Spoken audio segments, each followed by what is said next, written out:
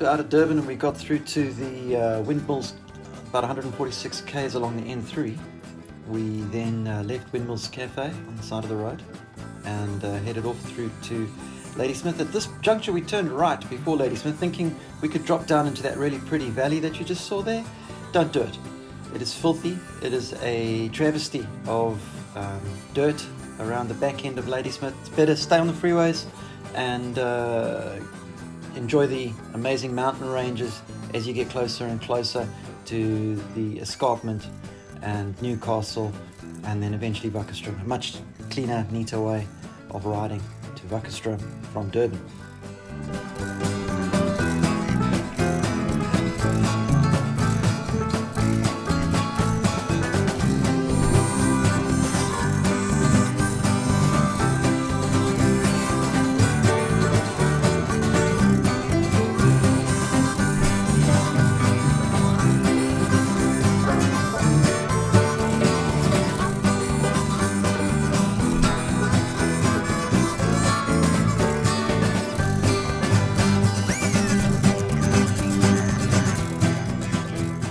The settlement was laid out on the farm Grijshoek by Dirk Cornelius Swartdijk. Swartdijk, 1814 to 1910, was proclaimed in 1859 by President Pretorius and administered by a village council from 1910. So that's an old place. All right, old Swartdijk Ace, who surveyed the property, used a 50-yard long thong from an eland he shot on arrival. That is a monster eland. So he originally named, as was those days, the town after himself. That was how it worked with most of the surveyors. As they surveyed a place, they'd name the town or a couple of roads after themselves and their families. Not much has changed now under the new South African order.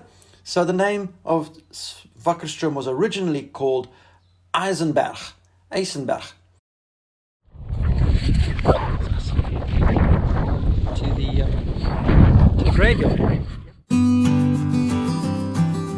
Name was changed by the Executive Council to Martinus Wesselstroom after the president's first name. Strange that. And then it was known as Wesselstroom. So this is Wesselstroom in 1904, just before they changed it again to Wakkerstroom. There's all the graves of the people that have been dying in and around Wakkerstroom. First Boer War, Second Boer War, and they've been doing this since the 1880s. Now this is the most amazing cemetery.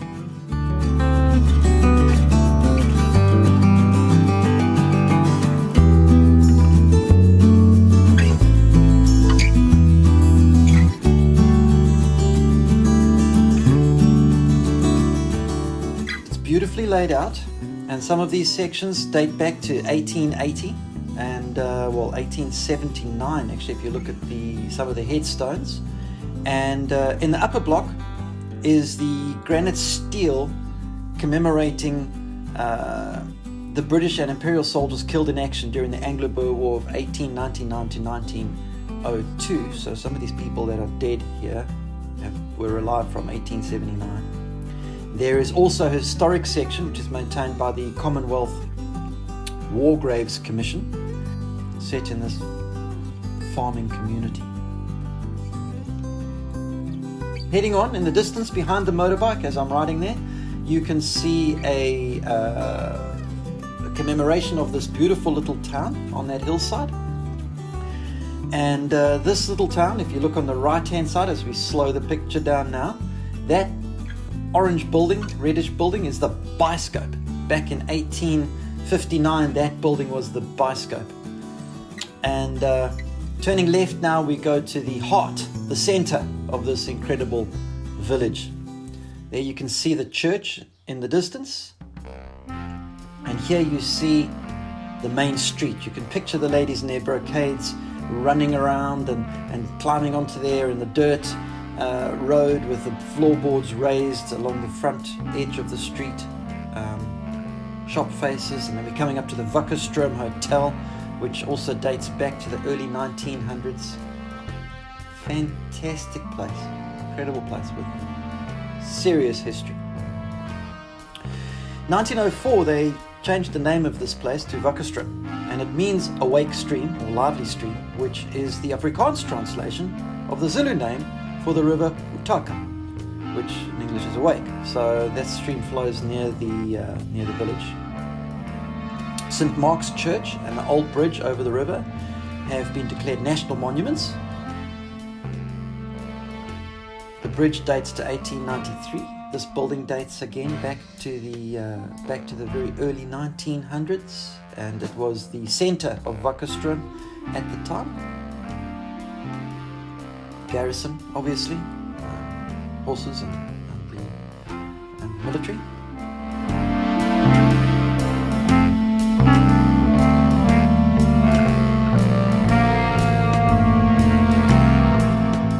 Now, in this church on the right-hand side, South Africa's very first black member of the Christ Community Church was baptized in this church by D. Bryant in 1904.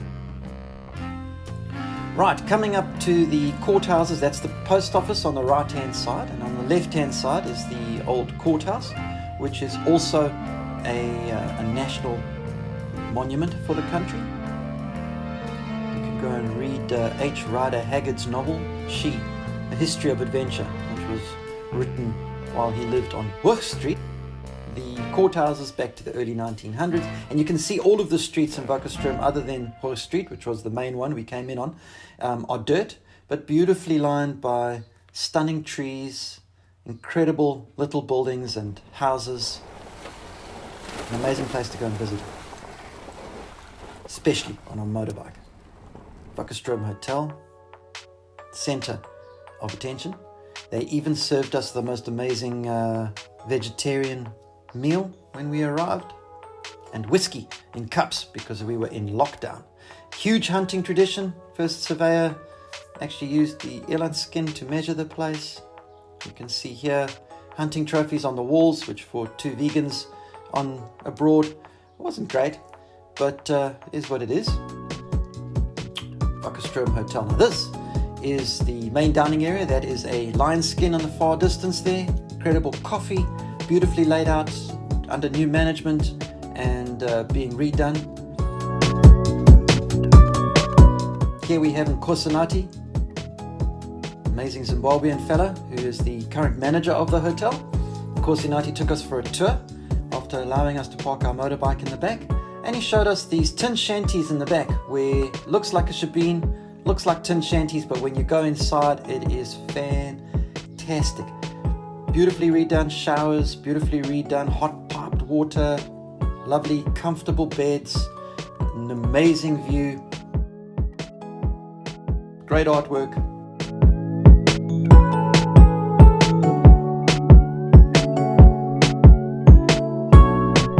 And there we go.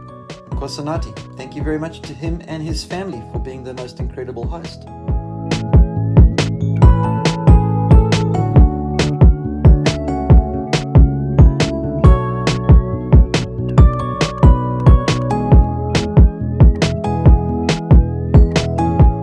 Is a self-catering house at the end of the area, the Wakkerstroom area.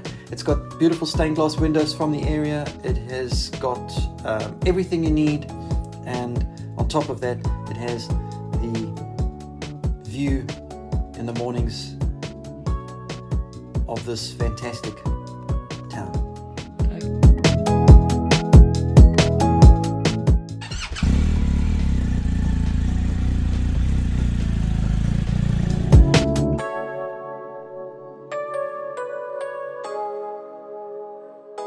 Wakkerstroom today is a thriving community, and they have got street parties. They have got a very active and amazing community of people that have annual general meetings for the town still. And Wakkerstroom today is a place to be visited and a place to spend time there. The Brunkhuizen where we stayed, Wakkerstroom, incredible.